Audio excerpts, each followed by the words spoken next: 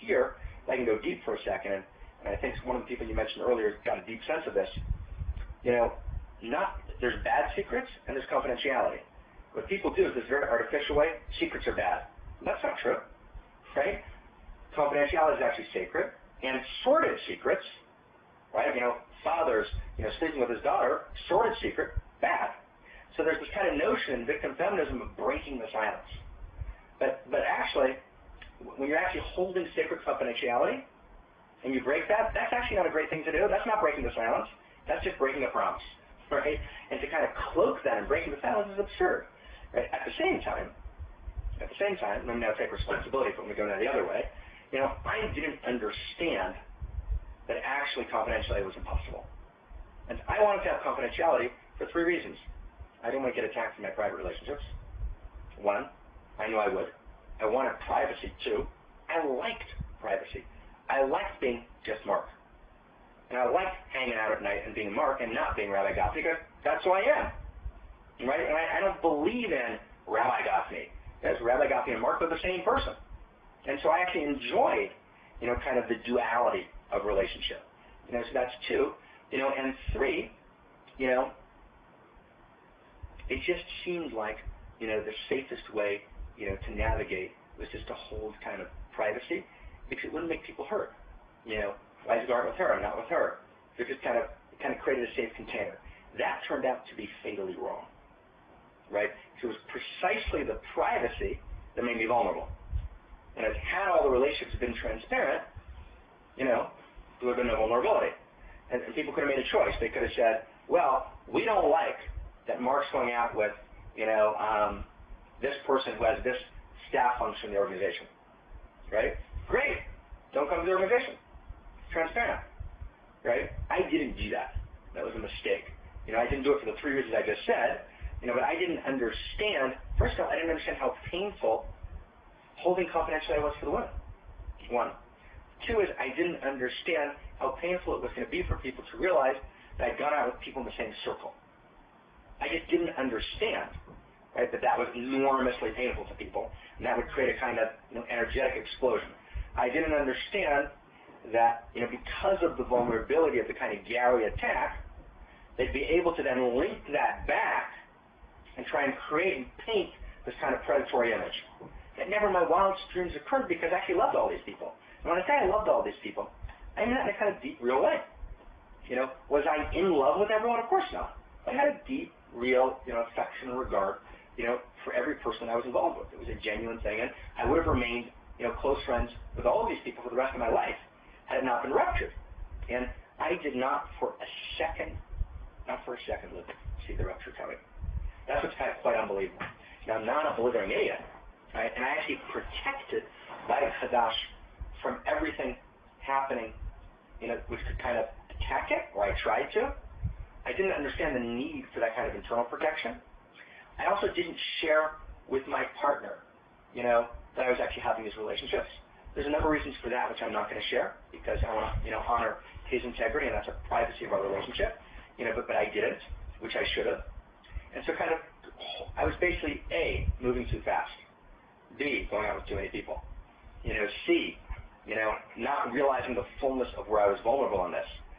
D, underestimating the potential for malice. D or E or whatever number we're up to, not realizing, oh my God, this can be linked back to the stuff from 25, 30 years ago and mischaracterized in a horrible way. And of course, you got Luke Ford out there, right, who's waiting for something like this, right? And so the truth is I was moving so fast, I was naive, and it didn't occur to me that this would be hurtful in a way that it obviously was to the women. For that, I actually greatly regret. And the question is, what do we do with our hurt? We're all hurt. We blog about it. Right? Wrong. Luke, wrong answer. Bing. What we do with our hurt, we're all hurt. I remember someone said to me, about a year ago when I said something about their situation, she said, but this or that person was hurt.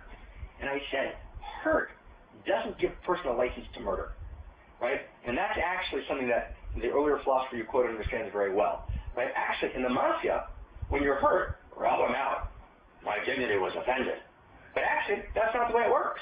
When you evolve levels of consciousness, I take my hurt and I make it Right? I mean, I know that you're a biblical kind of guy, so can I give you just a text here, right?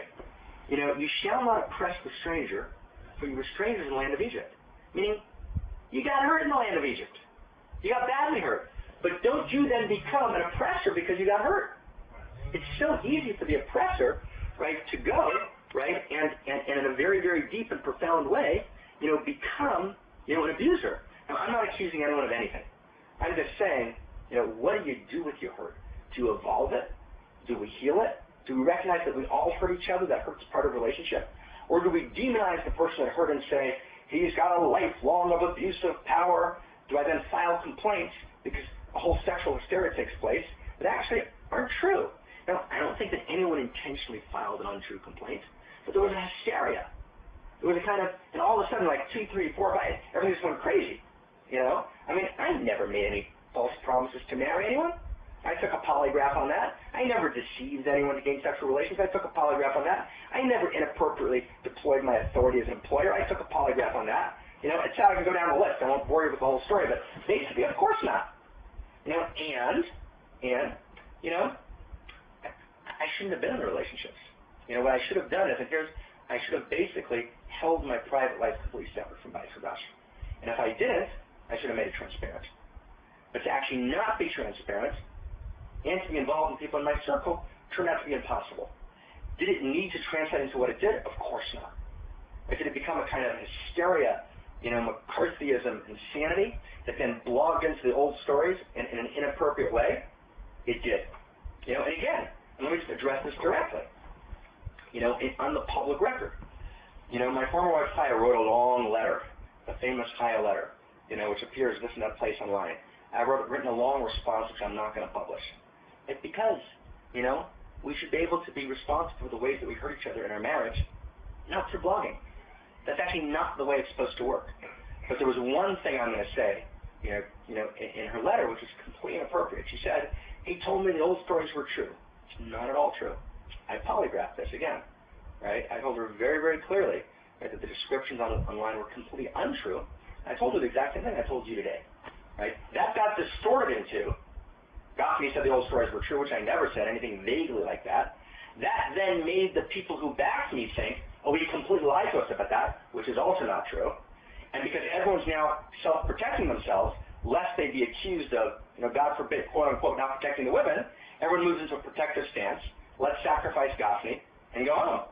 And so I basically became a sacrificial lamb. And if that's the only thing I have to say, that's victim talk. Right? So that's not the only thing I have to say. I'm not sitting here saying the bastards did it. Right? I'm saying the police complaints weren't true. I don't even know if the women made the police complaints. Maybe they were distorted in the press. So I'm not blaming the women. I'm just saying this whole thing got recorded just wasn't true. B, you know, it never should have happened that way. There should have been a healing circle. We should have talked to each other. It should have been facilitated. It should have been handled privately, right? All those things. C, you know, I had a part in the contribution system that created it. You know, I didn't see it coming. You know, the relationship should have been, as I said earlier, you know, either transparent or non-existent. You know, and I've actually thought about it. You know, people pushed me, Luke, for a year. They said, take responsibility. For what? For people who lied about the nature of my sexuality? Like, what exactly am I supposed to take responsibility for? But of course, you know, in the New Age world, it's your creation. You create to take responsibility. So I actually worked really hard. What can I take responsibility for? And so I actually made a list of actually 15 things, you know, that I wrote up and that I'll actually publish in the book in this. And I take responsibility for all of those 15 things in a very serious way. Between that and sexual harassment is a million miles. Those are two different things completely. Between that, you know, and Vicky Pollin's website is a different galaxy, you know, but you got to take responsibility for what you got to take responsibility for, and clearly I had a part in the contribution system, right, that created this, and hopefully, you know, that'll kind of deepen something in me, you know, and let me go to maybe the last part as we wind down here. This is what you asked me outside, and you know, just in our sacred contract, I brought you out here, so I don't want to bring you out here on a pretext. I told you I'd talk in the first person. It's not even imaginable how painful this was. I mean, literally, people leave you to die.